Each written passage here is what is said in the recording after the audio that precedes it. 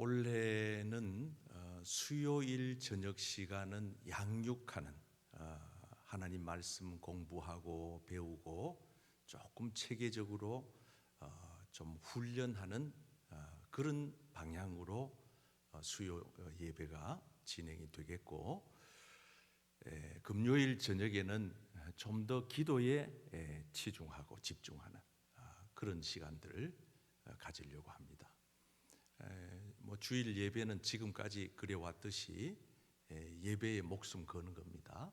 주일 예배가 살지 않으면 시골에 가면은 그 방앗간이 있는데 그 방앗간에 그 발동기가 있어요.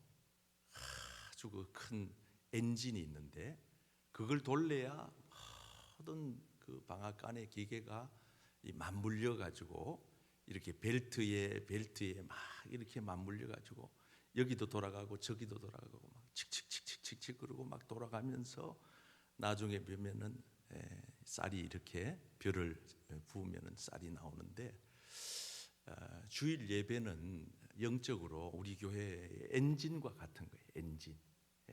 엔진이 스톱되면은 모든 게 다 그냥 소용이 없어요. 그러니까 우리가 이 주일 예배에 목숨 걸고 기도하고 성령의 기름 붓는 은혜가 있도록 여러분 각자도 기도해 주시고, 또 저도 더 열심히 노력해서 우리 교회가 진정 모든 예배가 살아나는 올 한 해가 되기를 축복합니다. 예수님의 중요한 3대 사역 그러면 가르치고 전파하고 고치신 사역입니다. 이 3대 중요한 예수님의 사역은 예수님이 이 땅에 오신 목적이기도 하고, 또 이 땅에 교회를 세운 목적이기도 합니다. 더 좁게 말씀을 드리면 우리가 이 땅에 사는 존재 이유이기도 합니다. 그래서 우리 교회의 비전, 사람을 살리고 사람을 세우는 교회는 하나님이 꿈꾸는 교회이고 하나님이 우리 교회에 주신 비전인데, 이것을 우리가 이루어 가기 위하여 구체적인 실천 과제, 실천 목표가 있는데 여기 여러분 좌측 상단에 잘 새겨져 있습니다. 화면으로 보여드리겠습니다. 첫째는 치료하는 교회입니다. 한번 따라 하실까요? 치료하는 교회, 양육하는 교회, 선교하는 교회, 이렇게 세 가지 실천 목표가 주어져 있습니다. 치료하고 양육하고 선교를 하여 하나님이 원하시는 사람을 살리고 사람을 세우는 그러한 교회가 되어 하나님이 영광 받으시는 우리 덕천교회가 되면 좋겠다 하는 게 저의 소원이고 우리 교회의 비전입니다.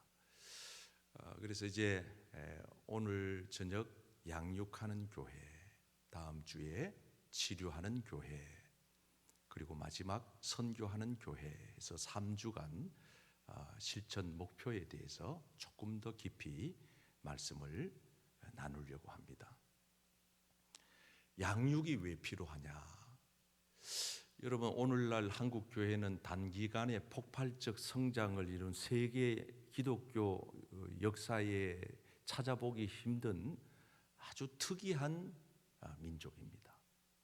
그런데 말이죠, 이렇게 짧은 시간에 경제 부흥도 있었고 교회 부흥도 있었기 때문에 여기에 대한 역기능적인 부작용들이 많이 나타나고 있습니다. 이게 지금 오늘날 우리들이 겪는 한국 교회의 위기고, 우리가 지금 보고 있는, 아파하고 있는 여러 가지 빈익빈 부익부의 빈부의 문제라든가 이 사회의 구조적인 이런 역기능들이 처처에 나타나고 있습니다. 우리가 과거의 어려운 시절에 비하면 잘 사는데, 그러면 사람들이 스스로 목숨을 끊지 말아야 되고 나는 사는 게 참 행복하다 해야 되는데, 우리나라는 경제 수준에 비해서 행복 지수가 너무 떨어지고 저 밑바닥에 있으니까 10명 중에 7, 8명은 사는 게 불행하다라고 느끼니까 이게 문제라는 거예요. GNP는 점점 올라가고 우리의 그 소득 경제 성장률은 굉장히 높은데도 불구하고 만족도가 없다. 교회도 마찬가지예요. 교회는 수적으로 이 건물 이 예산 이게 굉장해졌는데, 이 한국 교회는 실상 그 내용을 들여다보면 너무 허약하기 그지없는 한국 교회가 돼 버려서, 이번에도 이 코로나 팬데믹 3년 과정 속에 거의 이 전문가들은 한 반 정도 기독교가 사라져 버렸다. 기독교 인구가 심각하다 할 정도로 그렇게 지금 보고 있습니다. 왜 그러냐? 그동안 우리는 이 외적인 성장에만 귀를 기울였지 이 내적인 내용에 대해서 우리가 조금 더 충실도가 부족했지 않느냐 하는 것입니다. 거기에는 저도 동의를 합니다. 그래서 성도들이 예배를 드리고 모이는 데는 열심이었으나 훈련받고 말씀으로 교육받고 체계화해서 신앙관을 확립하는, 그래서 누가 뭐라 해도 어떤 환경이 와도 흔들리지 않는 굳건한 신앙을 갖추는 이 부분에 있어서 너무 허약한 것이 한국 교회였다.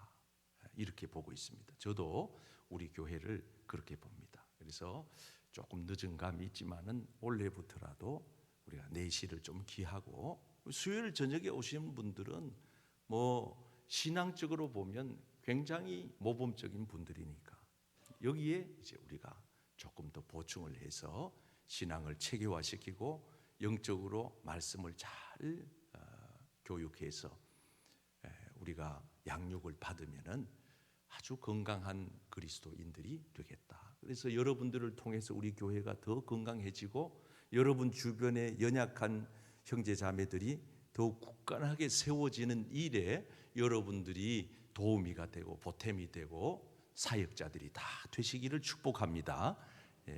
군인도 여기 사회인일 때야 군대 가서 훈련받고 나올 때는 천양지차다. 완전히 다르다. 왜 그러냐? 똑같은 사람인데 훈련받고 완전히 달라지는 거예요. 우리가 왜 양육이 필요하냐?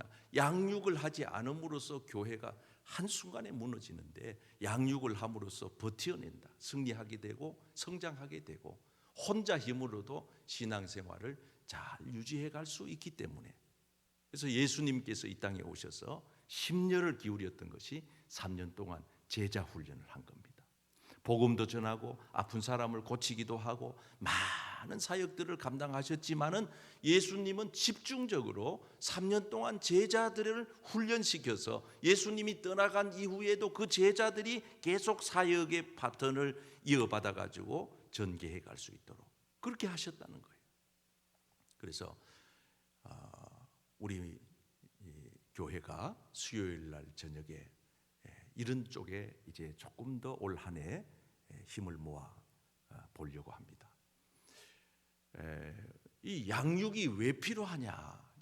오늘 예수님의 이 요한복음 17장을 통해서 여기 이 말씀을 통해서 몇 가지 그 이유를 제가 말씀을 드리고, 이제 앞으로 우리 교회가 양육을 그래서 양육하는구나 하는 것을 여러분들이 마음에 좀 정리가 됐으면 좋겠습니다. 자, 첫째 1번 양육이 필요한 이유. 시작. 양육이 필요한 이유는 죄악을 이기기 위해서입니다. 오늘 본문 15절에 예수님 말씀 같이 읽겠습니다. 시작. 내가 비옵는 것은 그들을 세상에서 데려가시기를 위함이 아니요 다만 악에 빠지지 않게 보전하시기를 위함이니이다. 악에 빠지지 않도록 보전하시기를 위함이다. 이렇게 지금 예수님이 제자들에게 말씀하고 있습니다. 너희들이 죄악에 빠지지 않기를 나는 정말 원한다. 너희 힘만으로는 안 되니까 내가 기도한다. 그리고 너희들도 일마다 때마다 기도해라 해서 예수님 가르쳐 주신 주기도문에 이 문장이 들어가 있는 겁니다. 13절 시작. 우리를 시험에 들게 하지 마시옵고 다만 악에서 구하시옵소서. 나라와 권세와 영광이 아버지께 영원히 있사옵나이다. 아멘. 아멘. 예, 이제 저를 보세요.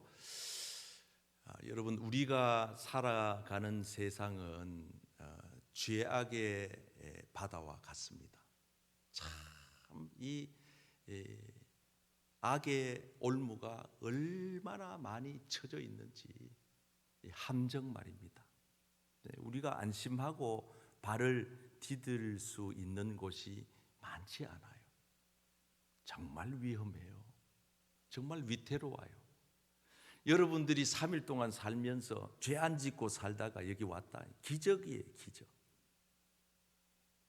여러분들이 3일 동안 세상 살면서 이 위험한 일 겪지 않고 이렇게 건강한 모습으로 여기 왔다.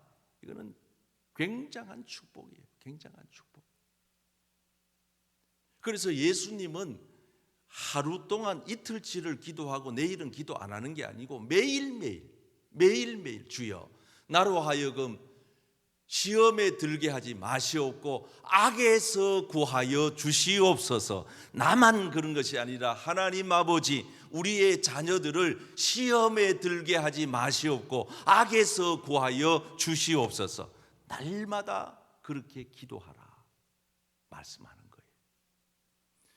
여러분, 우리가 준비되어 있지 않으면은, 말씀으로 무장되어 있지 않으면은 그냥 세상 이 문 밖에만 나가면은요 우리의 믿음은 간 곳 없고 한순간에 그냥 무너지고 마는 거예요. 저 사람이 믿는 사람인가 할 정도로 허망하기 그지없이 그냥 무너져 버려요.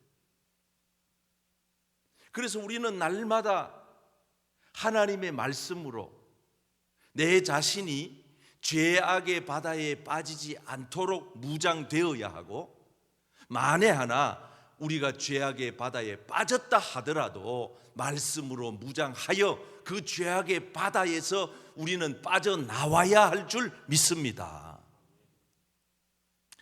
중요한 것은 성경을 보면 하나님께서 우리들을 시험하실 때가 있어요. 그거는 우리 신앙을 성장, 발전, 더 큰 복을 주시려고 하시는 하나님의 의도가 있어요. 가령 예를 들면 신명기 말씀에 하나님께서 우리들을 시험하시는 데는 뜻하신 바 목적이 있는데 네가 정말 여호와 하나님을 사랑하는지 그 여부를, 진실을 내가 한번 알고 싶어서 그래서 너를 테스트한다. 그래서 가령 예를 들면 아브라함에게 100살에 얻은 아들 이삭을 바쳐라 하고 정작 하나님이 바치기를 원한 게 아니에요.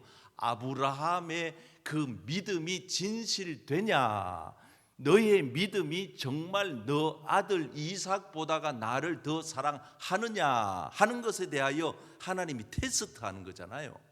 한번 확인해 보고 싶어 하는 거잖아요. 부부끼리도 때로 살다가 보면 여보 당신 나 정말 사랑해? 이렇게 확인 작업 들어갈 때 있잖아요. 막 그럴 때마다 또 그걸 또 묻느냐고. 경상도 남자들은 꼭 그걸 말로 해야 아느냐고. 그러고 평생 말 안 해주고 사는데 그 중에는 나도 속해 있습니다만은 그게 우리 인간이에요. 왜 확인해보고 싶어 하거든요. 사랑하는 거 뻔히 다 알아요. 여러분 하나님 사랑하지 않으면 이 자리 수요 예배까지 못 나와요. 하나님 사랑하니까 오늘 저녁에도 열일을 제쳐놓고 이 자리에 나오신 줄 믿습니다. 그런데 말이죠, 때로는 하나님이 또 확인해 보고 싶어 하세요. 너 정말 나 사랑하니? 정말이야? 그러면서 어떨 때는요 견디기 어려운 시련을 주신단 말이죠. 혹독한 훈련을 하신단 말이지요. 군대 가면은 이 겨울에 가장 어려운 훈련을 혹한기 훈련이라 그래요. 그래가지고 이 추운데 완전 무장을 해가지고는요 행군을 해요. 그리고 가다가 그냥 산에 풀어가지고 거기서 자라는 거예요. 산 속에 올라가가지고 네가 그 땅을 파고 비닐 쳐놔놓고 나뭇잎 덮고 그래 자라는 거예요. 이 얼마나 혹한기 그 훈련이요 정말 대단합니다. 군인들이 그런 훈련을 거치고 나면은요 또 한 단계 쑥 자라 있어요. 훈련이 연단이 하나님께서 우리 마음을 테스트하는 거예요. 너 정말 네 마음이 나에게 와 있느냐? 너 코로나 팬데믹이 세상을 요동치는데도 너 여전히 너의 생명의 주관자이신 하나님을 더 사랑하느냐? 너의 진실된 사랑을 내가 한 번 더 확인해보고 싶다 그러시면서 하나님이 우리를 그렇게 테스트할 때가 있어요. 그럴 때는요 영락없이 예수 믿는 사람들은 잘 참으셔야 돼요. 인내하면서 이를 꽉 어금니를 꽉 깨물고 한번 따라해봐요. 어금니를 꽉 깨물고 어금니를 꽉 무조건 참아야 된다. 무조건 참아야 된다. 참는 자가 복이 있다. 참는 자가 복이 있다. 참으면 승리한다. 참으면 승리한다. 믿으시면 아멘. 신앙에 무슨 대안이 없어요. 참는 길밖에 없어요. 억울해도 참고 속상해도 참고 손해봐도 참고 이래도 참고 저래도 참고 참다가 보면 반드시 하나님은 우리에게 그 참은 자의 인내는 쓰나 열매는 달다라고 하는 우리 학창시절에는 이런 걸 책상에다가 써놔놓고 공부했다니까요. 우리 장로님들 세대는 다 그래요. 요즘 애들은 앞에다가 써붙여 놓는 법이 별로 없는 것 같아. 휴대폰에 메모해 놓는지는 모르지만은 우리는 책상 그 흐름한 책상 있잖아요. 그 앞에 베르박에다가 이 베르박이 이게 뭔 뜻인지 아시는지 모르겠네. 벽에다가 거기다가 인내는 쓰나 열매는 달다. 그리고는 또 그 손수건 있잖아. 누런 손수건을 갖다가 이 이마에다가 이래 묶고 말입니다. 이래가지고 아이고 공부도 제대로 못하면서 그래 했다니까. 여러분 우리가 예수 믿고 산다는 거 정말 이거 참을 일 많아요. 잘 참아야 돼요. 견뎌야 돼요. 그런데 자칫 잘못해서 참으면 큰일 날 일이 하나 있는데 그게 뭐냐면 마귀 사탄이 우리에게 가져다 오는 시험이에요. 그리고 지금 오늘 예수님께서 주기도문에서 말씀하시는 시험에 들지 말게 하시고 다만 악에서 구하옵소서 요 단어, 그리고 오늘 본문 말씀에 나오는 악에 빠지지 않게 보존하기 원한다 하는 요 악이라고 하는 요 단어는 요거는 사탄 마귀에게 해당되는 악이에요. 이거는 하나님의 시험과는 아주 무관한 얘기예요. 그러니까 주기도문에 나오는 시험은 뭐라고 번역을 해야 되느냐? 유혹이라고 번역해야 돼요. 유혹. 다시 한번 그 주기도문을 띄어놔 보세요. 이렇게 번역을 하면은 바꾸어 가지고 우리를 시험에 들게 하지 마시옵고. 이걸 왜 지난번 성경 개정할 때 안 바꿨는지 모르겠어요. 헷갈리잖아요. 이렇게 해놓으면. 그럼 어떻게 해야 되느냐? 우리를 유혹에 빠지지 않게 하시고 이렇게 해야 돼요. 유혹에 한번 따라해 보세요. 우리를 유혹에 빠지지 않게. 이렇게 딱 해놓으면은 우리가 유혹에 빠지지 않도록 예수님이 기도하라고 하시는구나. 금방 알 텐데 우리를 시험에 들게 하지 마시옵고. 그러니까 이 시험이 마귀가 주는 시험인지 하나님이 주는 시험인지 도무지 분간이 안 가는 거예요. 그래서 하나님이 주시는 시험은 잘 참고 견디어서 인내해서 통과해야 되고 이겨내야 되고, 마귀가 주는 시험 즉 유혹은 뿌리쳐야 되고 물리쳐야 되고 무찔러야 되고 싸워 이겨야 되고. 할렐루야. 그러니까 하나님이 주시는 시험은 받아들여야 돼요. 수용해야 돼요. 마귀가 주는 유혹은 이거는 거절해야 돼요. 뿌리쳐야 돼요. 그래서 성경에 보면 이렇게 나오지요. 마귀를 대적하라. 사탄아 마태복음 4장 10절 다 같이 예수께서 시작. 이에 예수께서 말씀하시되 사탄아 물러가라. 한번 따라합니다. 사탄아 사탄아 물러가라. 물러가라. 예수님이 사탄을 내쫓는 방법이세요.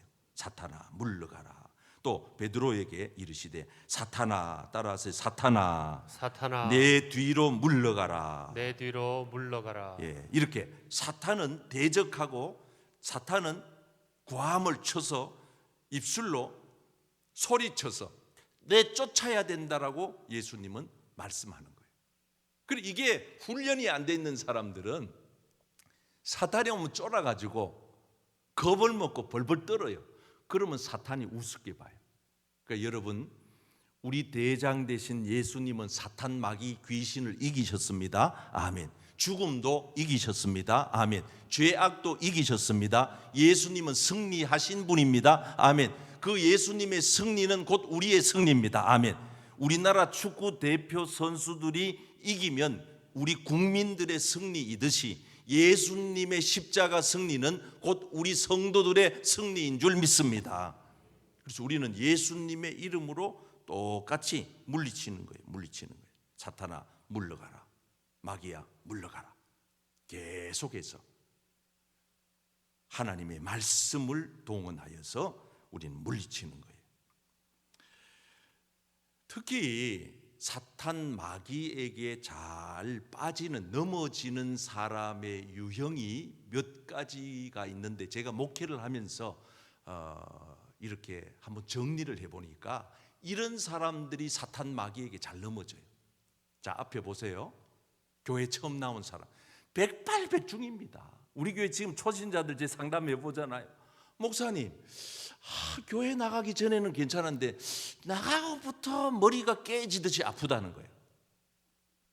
그래 병원에 가지고 CT도 찍어보고 뭐 MRI도 해보고 다 했는데도 결과는 멀쩡해요. 정상이. 그래서 제가 그랬죠. 이거는 사탄의 장난입니다. 지면 안 됩니다. 끝까지 견디고 이기십시오. 그래서 제가 안수기도 해주죠. 오늘 밤부터 두통은 사라질지어다. 모든 불면증은 떠나갈지어다. 악한 원수 마귀야, 이제 이 종은 하나님의 자녀가 됐으니 너의 결박에서 풀려졌다. 하나님의 자녀로 예수 안에 자유를 누리며 살 것이니 너는 썩 떠나가거라. 할렐루야. 마귀 사탄을 쫓아내는 거지요. 교회 처음 나오면 우리가 이 사실을 알아야 돼요. 특히 말씀에 은혜 받았다고 큰 소리치고 교만하고 거만한 사람들. 기도원에 2박 3일 갔다 와가지고 천지를 자기가 혼자 다 은혜 받은 것처럼 2박 3일도 안 가요. 기도원 가서 2박 3일 은혜 받고 오잖아요. 2박 3일도 안 가. 2시간 반쯤 가요. 은혜 받은 사람일수록 고개를 숙이는 거예요. 벼가 익을수록 고개를 숙이는 것처럼 교회에 나와서 신앙생활에 깊이가 있는 사람들은 점점 고개를 숙이는 거예요. 나는 부족합니다. 나는 아무것도 아닙니다.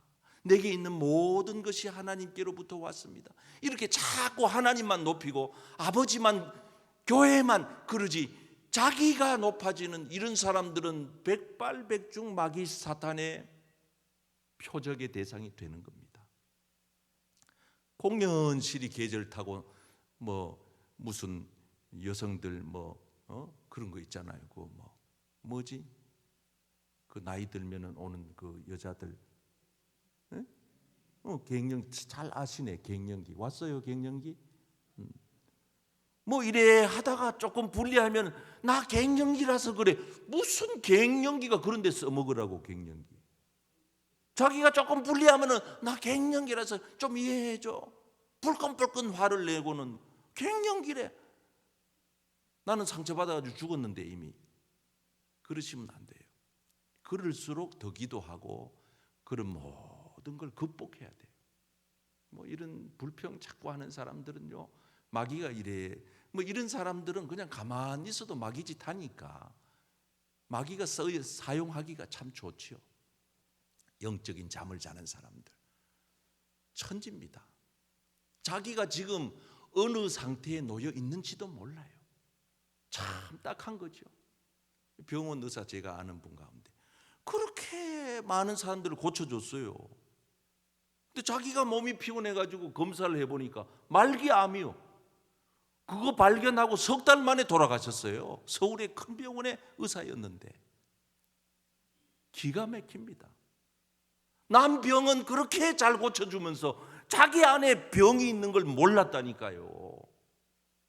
우리는 뭐 이런 사람 저 사람 남의 얘기는 얼마나 잘합니까? 근데 정작 자기 자신은 하나님 앞에서 독대를 하지 않아가지고 잘 못 봐요.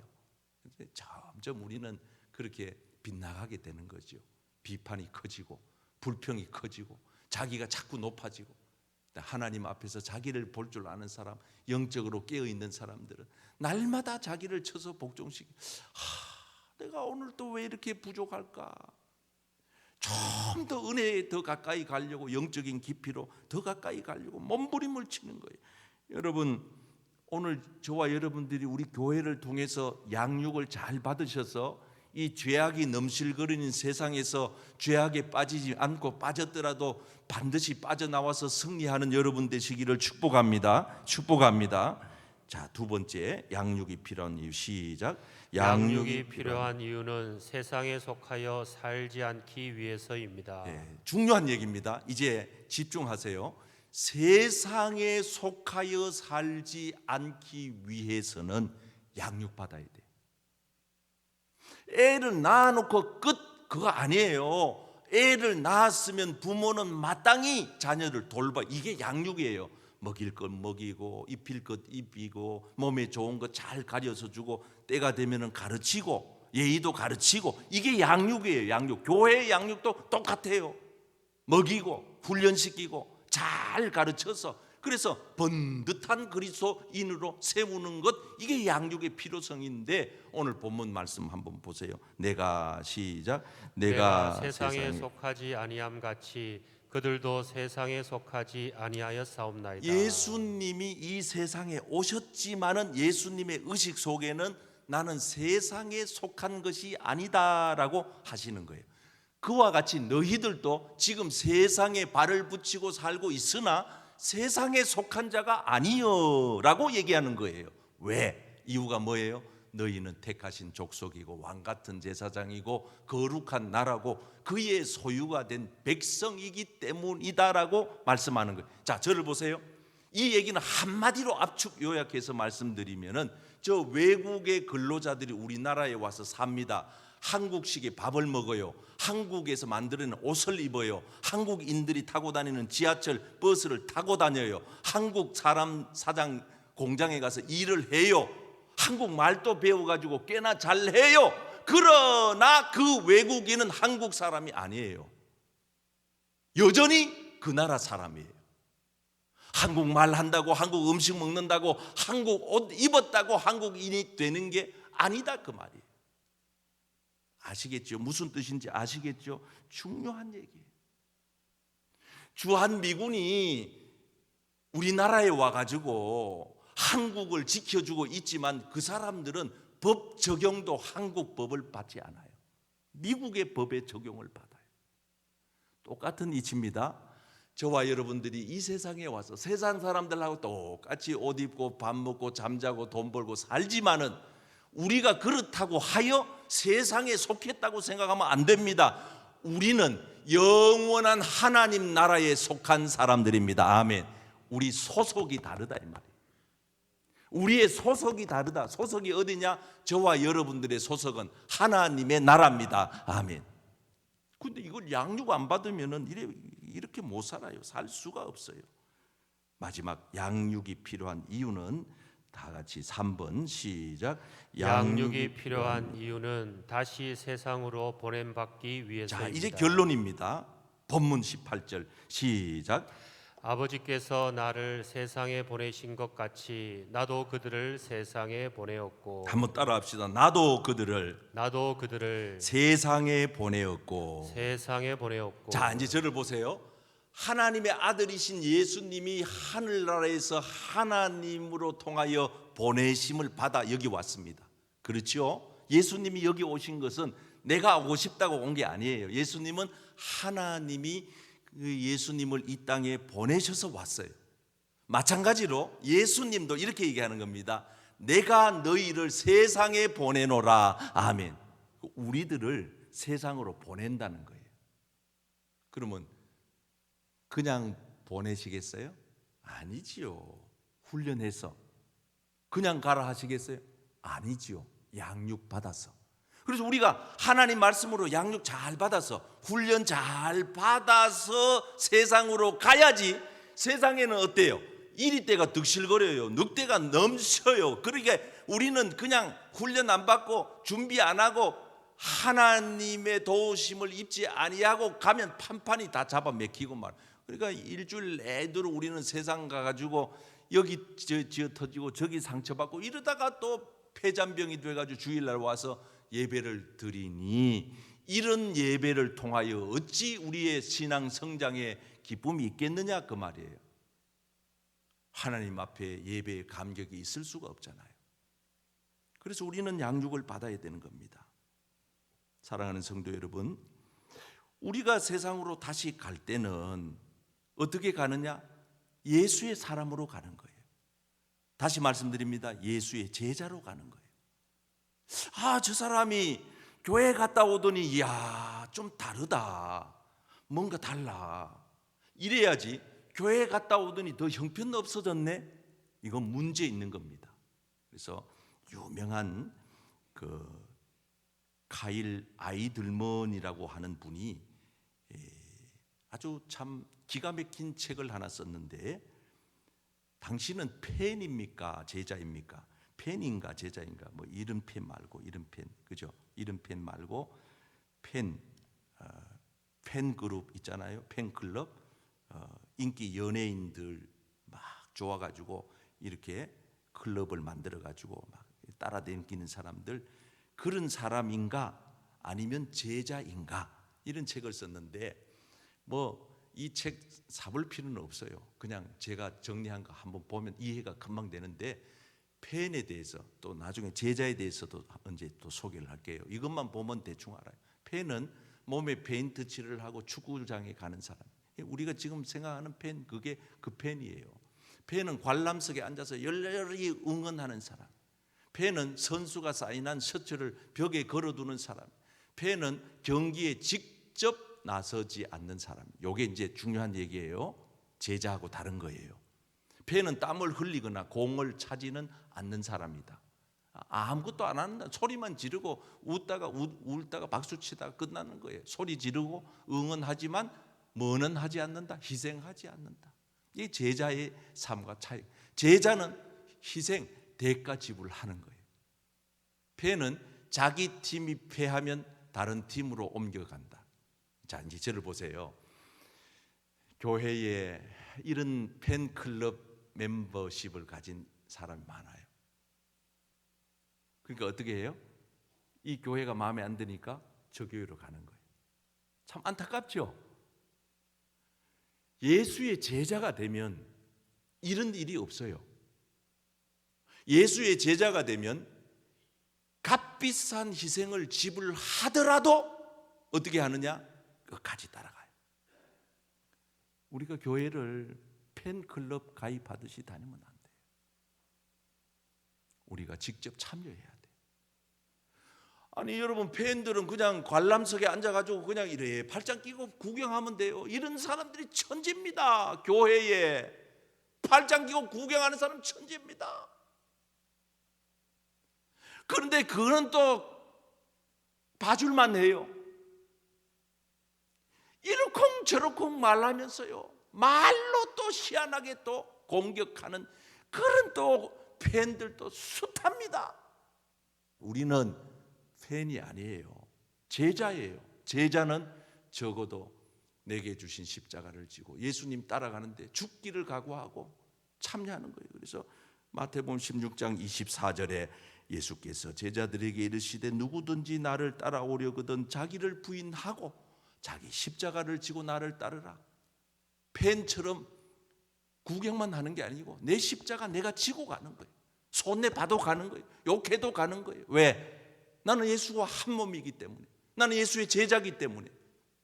사랑하는 성도 여러분, 올 한 해 저도 여러분들도 말씀으로 잘 양육받아서 훌륭한 그리스도인이 되고 예수의 제자가 되고 우리 교회가 건강한 교회가 되고 행복한 교회가 되는 그런 한 해가 되기를 주님의 이름으로 축복합니다. 축복합니다.